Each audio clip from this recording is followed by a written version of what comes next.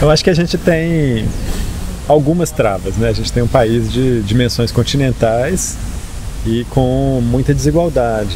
E para as pessoas que estão sempre oprimidas, a vida é muito difícil, né? E a participação cidadã, o engajamento efetivo, ele é muito mais complicado. Mas a gente tem também um sistema que é oligárquico na estruturação do seu sistema. Então, os partidos políticos, eles funcionam aqui como uma barreira de entrada, que inclusive exclui a população do jogo, da disputa política institucional. A gente tem uma regra que para criar um partido político, você tem uma barreira de entrada muito grande. Você tem que fazer 500 mil assinaturas, isso acaba significando uma certa quantidade de dinheiro. E para participar do jogo democrático, você tem que estar afiliado a um partido político. O que é diferente de muitos países onde se permite candidaturas cívicas, listas cívicas para candidatar numa eleição, candidaturas cidadãs, etc. E em outros países também onde a criação de partidos políticos é muito mais simples.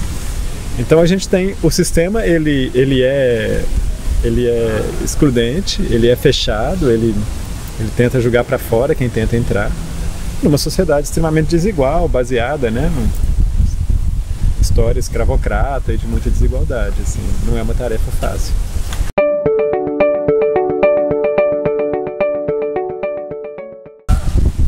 A gente vive aquele momento que se chama de interregno, né? Que um ciclo se esgotou e tem outro que ainda não nasceu. Acho que 2013, junho de 2013, é um momento que isso se demarca. Por outro lado, o ciclo que se esgota, ele não termina. Ele só perdeu a sua capacidade de organizar a sociedade em torno dele. Então a gente vive nas eleições presidenciais uma luta entre o ciclo que se esgotou, né, representados aí por essa polarização entre PT e PSDB nos últimos anos, e o vácuo gerado pelo fato dele não dominar mais a cena. E esse vácuo tem sido aproveitado por pessoas pouco democráticas, como Jair Bolsonaro, por exemplo. E a gente tem nas eleições proporcionais, legislativas, esse ciclo novo que nasce se apresentando, mas de uma maneira que ainda é pequena em relação ao todo do que precisaria.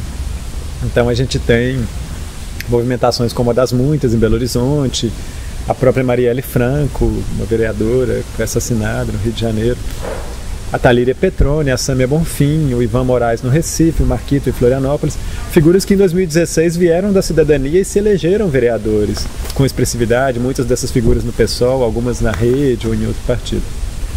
Essas figuras hoje se multiplicaram e você tem algumas centenas de candidatos que estão de fora da política disputando as eleições proporcionais, com poucos recursos, em um sistema partidário que privilegiou as elites partidárias e num sistema eleitoral em que o voto ele atinge um distrito, um território muito grande, então é muito caro você disputar. Então, obviamente, é uma eleição muito injusta. É uma eleição que é muito mais difícil você renovar, como aconteceu na Espanha. Que o Podemos, na primeira eleição dele, chegou em 20% do eleitorado. Isso não vai acontecer aqui. Mas você tem a força da sociedade se colocando nos pleitos proporcionais, quer dizer, esse novo que precisa surgir, se apresentando, correndo atrás, com todas as dificuldades que o sistema coloca.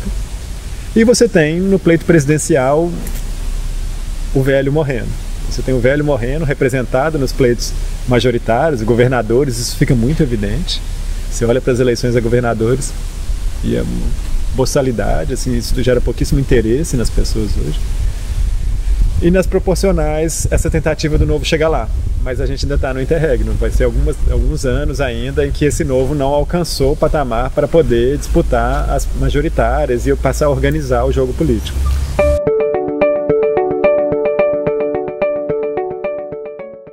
Eu tenho agora, estava deitado ali pensando, deprimido, pensando que ontem o Jair Bolsonaro pegou um pedestal de microfone e falou: nós vamos metralhar todos os petralhas. E o público aplaudia isso no Acre.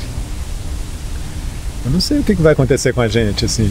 Acho que havia muita gente que achava editoriais de revistas, de jornais na Alemanha dizendo que o Hitler não ia ser um regime totalitário, que nunca ia fazer aquilo com os judeus, que aquilo era bravata e tal. Deu no que deu. Não estou querendo ser também o terrorista de ficar julgando, mas a gente não tem o cenário de futuro. O cenário de futuro em relação a esse velho que está morrendo, na minha opinião, é sobrevivência. Ele é uma sobrevivência para a gente escapar de uma possibilidade antidemocrática, totalitária, que está batendo a porta. Enquanto você consegue, de fato, esse novo ganhar pernas e passar a participar de uma maneira com mais contundência ou com mais capacidade de julgar o jogo maior. Né? Acho que a gente esse ano nas eleições presidenciais sobreviver.